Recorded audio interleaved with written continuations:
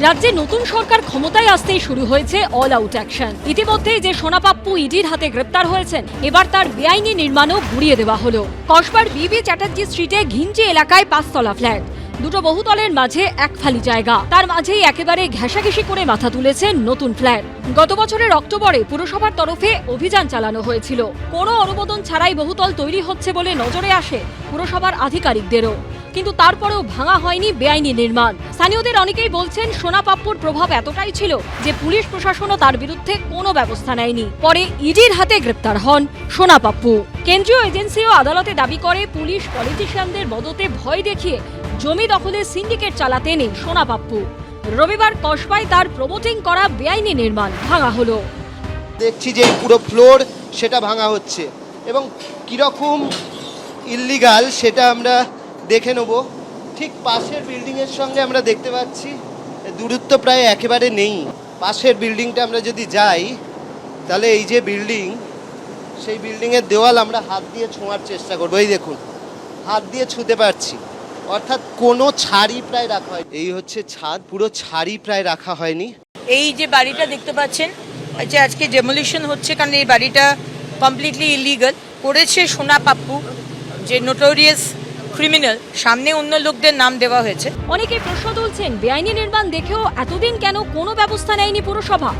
5 বছর কাউন্সিলর আছে? হ্যাঁ নিশ্চয়ই, আমি 4.5 বছর কাউন্সিলর আছি। 1 বছর একটা বিল্ডিং হলো, তাহলে আপনি সেই এলাকায় যান? সব বিল্ডিং ঘুরে ঘুরে কে করছে না করছে সব বিল্ডিং এর প্ল্যান দেখা, এটা আমার কাজের মধ্যে পড়ে না। আপনাকে কেউ বিল্ডিং ডিপার্টমেন্ট মাইনে পায়, এটার জন্য বিল্ডিং ডিপার্টমেন্ট আছে, তাদের কাজ হলো যে কোথায় কে বাড়ি করছে সেটা আইনসম্মত হচ্ছে কিনা দেখার জন্য। এটা কাউন্সিলরের কাজের মধ্যে পড়ে না। কসবার এই বেআইনি নির্মাণ এতটাই ঘিঞ্জি জায়গায় যে তা ভাঙার জন্য বুলডোজার আনা হলেও তা পৌঁছতেই পারেনি। শেষে পুরসভার হাম্বার পার্টি ড্রিল মেশিন এনে কাজ শুরু করে। অর্ণব মুখোপাধ্যায়ের রিপোর্ট, এবিপি আনন্দ, কলকাতা।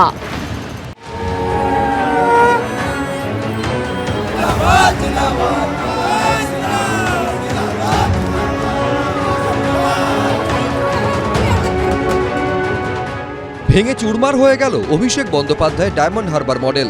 পুনর্নির্বাচনে ফলতায় গোহারা হেরে গেল তৃণমূল। অভিষেক বন্দ্যোপাধ্যায়ের ফার্স্ট বয় জাহাঙ্গীর খানের ঠাঁই হল 4র্থ স্থানে। জামানত বাজেয়াপ্ত হল তৃণমূলের। আর তারপরই সমাজ মাধ্যমে পোস্ট করে মুখ্যমন্ত্রী শুভেন্দু অধিকারী লিখলেন, কুখ্যাত ডায়মন্ড হারবার মডেল পরিণত হল তৃণমূলের হারবার মডেলে, অর্থাৎ হেরে যাওয়ার মডেলে। আজকে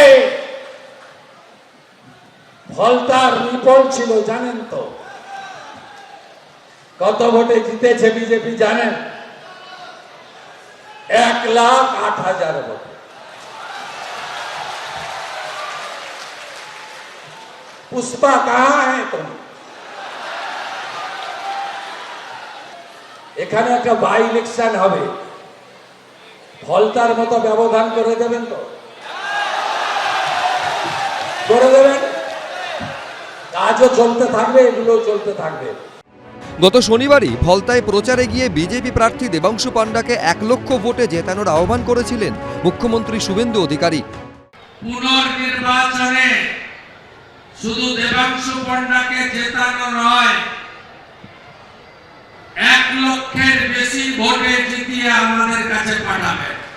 আর এদিন ভোটের ফল বেরোতে দেখা গেল বিজেপি প্রার্থী দেবাংশু পাণ্ডা জিতেছেন 1,09,021 ভোটে। এই প্রেক্ষাপটে মুখ্যমন্ত্রী লিখেছেন, ফলতার ভোটারদের কাছে বিশেষভাবে কৃতজ্ঞ। বিজেপির প্রার্থীকে 1 লক্ষ ভোটে জেতানোর আবেদন করেছিলাম। জয়ের ব্যবধান 1,08,000 পেরিয়েছে। উন্নয়নের মাধ্যমে আপনাদের এই ঋণ শোধ করব। সোনার ফলতা গড়ার জন্য আমরা দায়বদ্ধ। ফলতা বিধানসভা কেন্দ্র তৃণমূলের সর্বভারতীয় সাধারণ সম্পাদক অভিষেক বন্দ্যোপাধ্যায় নির্বাচনী কেন্দ্র ডায়মন্ড হারবারের অন্তর্গত। অভিষেক বন্দ্যোপাধ্যায় সেখানকার সাংসদ হওয়ার পর থেকেই রাজ্য রাজনীতিতে নতুন শব্দবন্ধ উঠে আসে, ডায়মন্ড হারবার মডেল। আমি গর্ব করে বলতে পারি, what diamond Harbour things today, rest of Bengal things tomorrow. বাংলার বিভিন্ন প্রান্ত নয়, ভারতবর্ষের একাধিক জায়গায় এই ডায়মন্ড মডেল তারা কপি করেছে।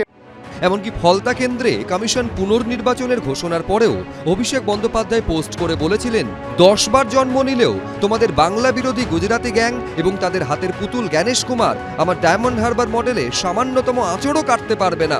রবিবার তার সেই ডায়মন্ড হারবার মডেল মুখ থুবড়ে পড়ার পর মুখ্যমন্ত্রী শুভেন্দু অধিকারী কারুর নাম না নিয়ে কটাক্ষ করে লিখেছেন, প্যারাশুটে নেমে সেনাপতি আখ্যা পাওয়া এক জালিয়াত এমন কোনো অপরাধ নেই যা সংগঠিত করেনি। নিজের অপরাধ সিন্ডিকেটকে প্রতিষ্ঠিত করতে, গণতন্ত্রের কণ্ঠরোধ করতেও কোনো কসুর করেনি এই বাঘের ছাল পরিহিত বেড়াল। দ্বিতীয় দফার ভোটের আগে গত 26শে এপ্রিল ফলতায় তৃণমূল প্রার্থী জাহাঙ্গীর খানের হয়ে প্রচারে গেছিলেন অভিষেক বন্দ্যোপাধ্যায়। সেখানে তার মুখে শোনা গেছিল ফার্স্ট বয় ফলতার কথা। দেখো, বলতে বলতে টিপ টিপ করে বৃষ্টি শুরু হয়ে গেল। তার মানে কি পশ্চিমবঙ্গের ফার্স্ট বয় হতে চলেছে ফলতা আর বিজেপি ভোকাট্টা। আর এদিন ফলতার ফলে দেখা গেল ফার্স্ট বয় নয়, লাস্ট বয় হয়েছেন ফলতার তৃণমূল প্রার্থী। এই প্রেক্ষাপটে মুখ্যমন্ত্রী শুভেন্দু অধিকারী তাঁর পোস্টে লিখেছেন, এ তো সবে শুরু, প্রত্যাখ্যানের দীর্ঘযাত্রা এবার অতিক্রম করতে হবে। আগামী দিনে তৃণমূল কংগ্রেসের নেতৃত্বের সামনে নির্বাচনে নোটার বিরুদ্ধে কঠিন লড়াই অপেক্ষা করছে।